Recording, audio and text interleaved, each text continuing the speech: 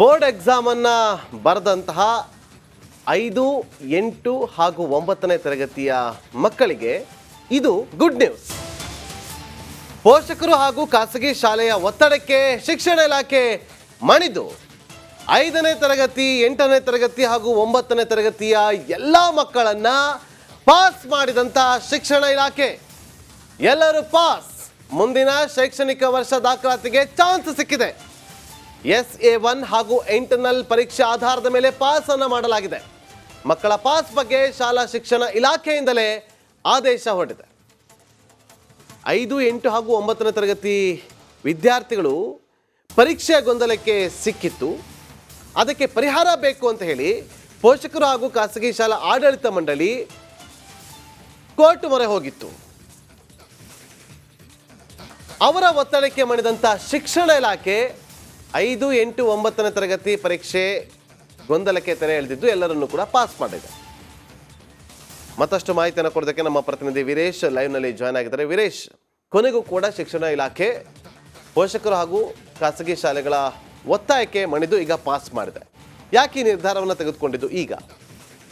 S Nagendra Babu, 5, 8, 9ನೇ ತರಗತಿಯ ಪರೀಕ್ಷೆ ಯಾಕಂದರೆ ಸುಪ್ರೀಂ ಕೋರ್ಟು ತಡೆಯಾಜ್ಞೆ ನೀಡಿದೆ ಫಲಿತಾಂಶಕ್ಕೆ. ಹೀಗಾಗಿ ಪೋಷಕರು ಮತ್ತು ಖಾಸಗಿ ಶಾಲಾ ಸಂಘಟನೆಗಳು ಒಂದು ಕಡೆ ಶಿಕ್ಷಣ ಇಲಾಖೆ ವಿರುದ್ಧ ಒಂದು ಕಡೆ ಆಕ್ರೋಶ ಹೊರಹಾಕ್ತಿದ್ರು. ಯಾಕಂದರೆ ಮುಂದಿನ ವರ್ಷ ಅವ್ರಿಗೆ ಅಡ್ಮಿಷನ್ ಬೇಕಾಗುತ್ತೆ, ಆ ಪರೀಕ್ಷೆ ಪಾಸ್ ಅಂದರೆ ಮಾರ್ಕ್ಸ್ ಕಾರ್ಡ್ ಬೇಕಾಗುತ್ತೆ. ಯಾಕಂದರೆ ಶೈಕ್ಷಣಿಕ ವರ್ಷ ಆರಂಭವಾಗುತ್ತೆ ಮೇ 29ರಿಂದ. ಹೀಗಾಗಿ ಎಲ್ಲ ಒಂದು ಕಡೆ ಪೋಷಕರು ಮತ್ತು ಕೆಲ ಖಾಸಗಿ ಶಾಲೆಯ ಮಂಡಳಿ ಒಂದು ಕಡೆ ಸಂಕಷ್ಟಕ್ಕೆ ಸಿಲುಕಿದ್ರು.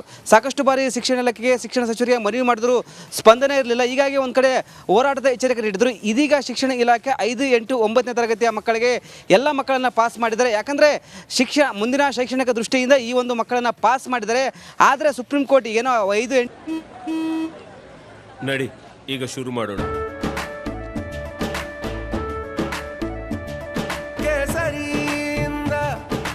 ಮನೋಲ್ಲಾಸ ಮನಸ್ಸು ಮತ್ತೇರಿ ಕುಣಿದಾಡಿದೆ ನೋಡು, ಮನಸ್ಸು ಮತ್ತೇರಿ ಕುಣಿದಾಡಿದೆ ನೋಡು.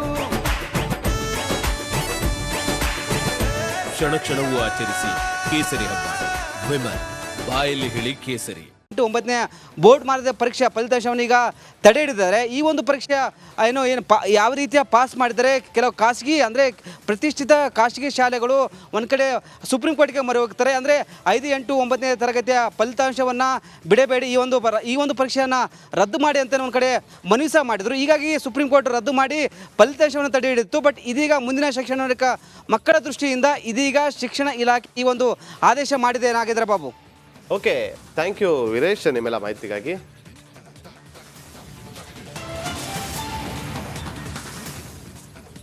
ರಾಜ್ಯ ಸರ್ಕಾರಕ್ಕೆ ಯಶಸ್ವಿ 1 ವರ್ಷ ಪೂರೈಕೆ ಆದಂಥ ಹಿನ್ನೆಲೆಯಲ್ಲಿ ಸಿಎಂ ಸಿದ್ದರಾಮಯ್ಯ ಅವರನ್ನ DCM DK ಶಿವಕುಮಾರ್ ಅವರು ಭೇಟಿ ಮಾಡಿದ್ರು. DK ಶಿವಕುಮಾರ್ ಅವರು ಸಿದ್ದರಾಮಯ್ಯ ಅವರನ್ನ ಭೇಟಿ ಮಾಡಿ ಶುಭಾಶಯವನ್ನ ಕೋರಿದ್ದಾರೆ. ಪರಸ್ಪರ ವಿನಿಮಯ ಮಾಡಿಕೊಂಡಂತಹ ಇಬ್ಬರು ನಾಯಕರು ಇತ್ತೀಚಿನ ಬೆಳವಣಿಗೆಗಳ ಬಗ್ಗೆ ಕೂಡ ಕೆಲ ಕಾಲ ಚರ್ಚೆಯನ್ನ ಮಾಡಿದ್ದಾರೆ. ಲೋಕಸಭೆಯ ಚುನಾವಣೆ, ರಾಜ್ಯ ರಾಜಕೀಯದಲ್ಲಿ ಆಗ್ತಾ ಇರುವಂತಹ ಬೆಳವಣಿಗೆ, ಇದೆಲ್ಲದರ ಬಗ್ಗೆ ಕೂಡ ಕೆಲ ಕಾಲ ಚರ್ಚೆಯನ್ನ ಮಾಡಿದ್ದಾರೆ ಸಿಎಂ ಸಿದ್ದರಾಮಯ್ಯ ಹಾಗೂ CM DK ಶಿವಕುಮಾರ್.